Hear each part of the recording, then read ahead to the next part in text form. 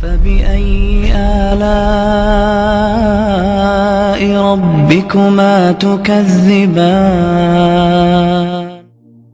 اور اللہ تعالیٰ تو رحمت کے وعدے فرماتے ہیں. حدیث پاک میں آتا ہے کہ جب شیطان نے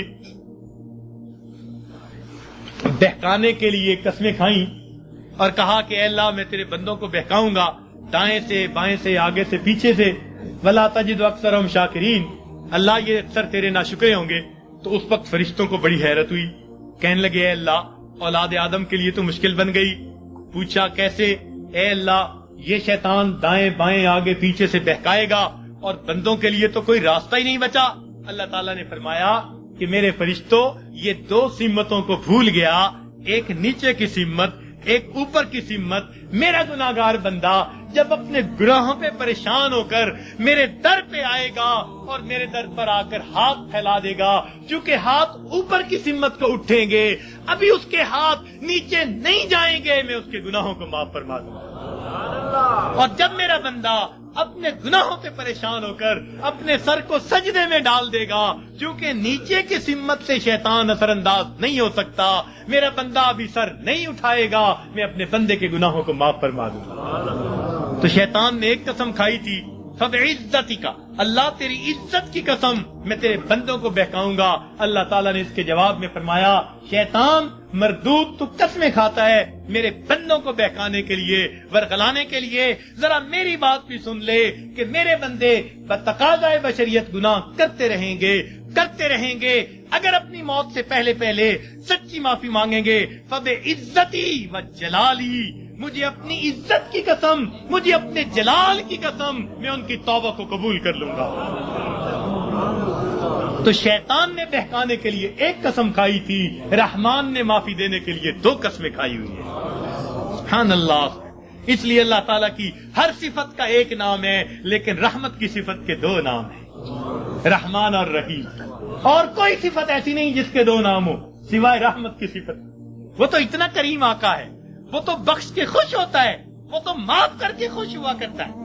میں ایک مرتبہ بچیوں کو پردے میں درس دے رہا تھا، ایک جامعہ کی دور حدیث کی بچیاں تھیں. تو ان سے میں نے سوال پوچھا کہ بتاؤ دنیا میں سب سے آسان کام کیا ہے؟ ایک بچی نے جواب دیا کہ اپنی ماں کو منانا. میں نے پوچھا وہ کیسے؟ کہنے لگی جی کہ ہمارا یہ تجربہ ہے کہ ماں اگر اپنے بیٹے سے ناراض بھی ہونا تو بیٹی سے پوچھتی پھرتی ہے اس نے روٹی کھا لی، اس کا بستر تو نے بنا دیا، اس کے کپڑے تو نے ٹھیک کر دیے. اب اوپر سے ناراض پھر رہی ہے مگر ماں کی مامتا اس کو مجبور کر رہی ہے، لہذا بیٹی سے پوچھتی پھرتی ہے، بیٹی کے ذریعے اس کو کھانا پہنچا رہی ہے.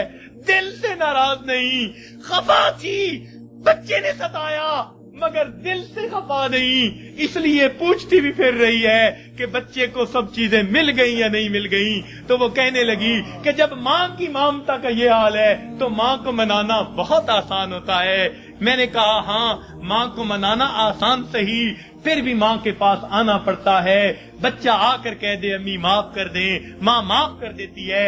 بچہ آ کر ماں کا جسم دبائے امی معاف کر دیں، معاف کر دیتی ہے.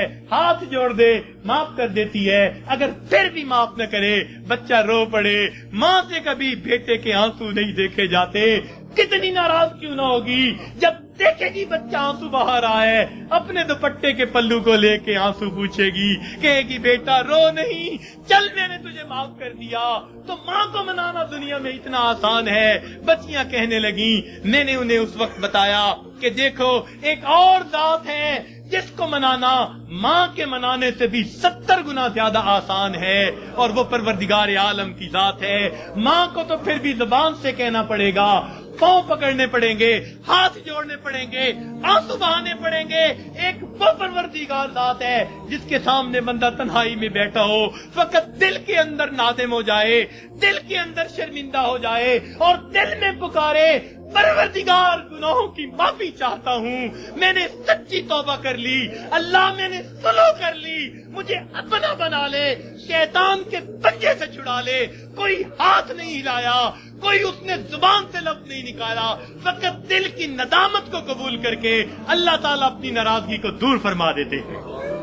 تو اللہ رب العزت کو منانا ماں کے منانے سے بھی 70 گنا زیادہ آسان ہے، تو اپنے رب کو منا لیجیے۔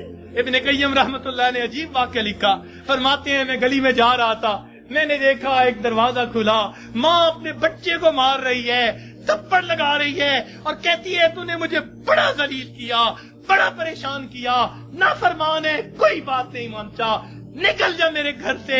وہ بچہ رو رہا تھا، دھکے کھا رہا تھا، جب گھر سے باہر نکلا ماں نے کنڈی لگا دی۔ فرماتے ہیں میں کھڑا ہو گیا ذرا منظر تو دیکھوں، بچہ روتے روتے ایک طرف کو چل پڑا، ذرا آگے گیا، نکر سے پہلے واپس آ گیا، پھر دروازے پہ کھڑا، میں نے پوچھا بچے واپس کیوں آ گئے؟ کہنے لگا سوچا تھا کہیں اور چلا جاؤں، پھر دل میں خیال آیا مجھے دنیا کی ہر چیز مل سکتی ہے، مجھے ماں کی محبت نہیں مل سکتی، میں اس لیے واپس آ گیا ہوں، محبت ملے گی اسی در سے ملے گی۔ کہتے ہیں بچہ بات کر کے وہی بیٹھ گیا، میں بھی وہی بیٹھا، بچے کو نیند آئی، اس نے دہلیز پہ سر رکھا سو گیا۔ کافی دیر گزری، ماں نے کسی وجہ سے دروازہ کھولا، ضرورت کے لیے باہر جانا چاہتی تھی، بیٹے کو دیکھا دہلیز پہ سر رکھے سو رہا ہے، اٹھایا، کیوں دہلیز پہ سر رکھے سو رہے ہو؟ امی مجھے دنیا میں کوئی دوسری ماں نہیں مل سکتی، میں اس دہلیز کو چھوڑ کے کیسے جاؤں؟ فرمایا بچے کے الفاظ سے ماں کی آنکھوں سے آنسو آ گئے، بچے کو سینے سے لگا لیا، میرے بیٹے جب تیرا یقین ہے اس گھر کے سوا تیرا گھر کوئی نہیں، میرے در کھلے ہیں، آ جا، میں نے تیری غلطیوں کو معاف کر دیا۔ فرماتے ہیں جب گنہگار بندہ اپنے رب کے دروازے پہ اس طرح آتا ہے اور کہتے ہیں رب کریم میری خطاؤں کو معاف کر دے، میرے گناہوں کو معاف کر دے، اے بے قصوں کے دستگیر، اے دکھی دلوں کو سکون دینے والے، اے غمزدہ دلوں کو تسلی دینے والی ذات، اے پریشان دلوں کو سکون بخشنے والی ذات، اے بے سہارا لوگوں کا سہارا بننے والی ذات، اے گناہوں کو اپنی رحمت کے پردوں میں چھپا لینے والی ذات، تو میرے لیے رحمت فرما دے، مجھے در در کے دھکے کھانے سے بچا لے، اللہ اپنی ناراضگی سے بچا لے، میں سلو کرنے کے لیے حاضر ہو گیا ہوں، پروردگار آئندہ نیکوکاری کی زندگی عطا فرما۔ تو جب بندہ اس طرح پیش کر دیتا ہے اللہ رب العزت اس بندے کی توبہ کو قبول کر لیتے ہیں۔ اللہ تعالی ہمیں سچی توبہ کرنے کی اور توبہ کر کے یہاں سے اٹھنے کی توفیق عطا فرما دے۔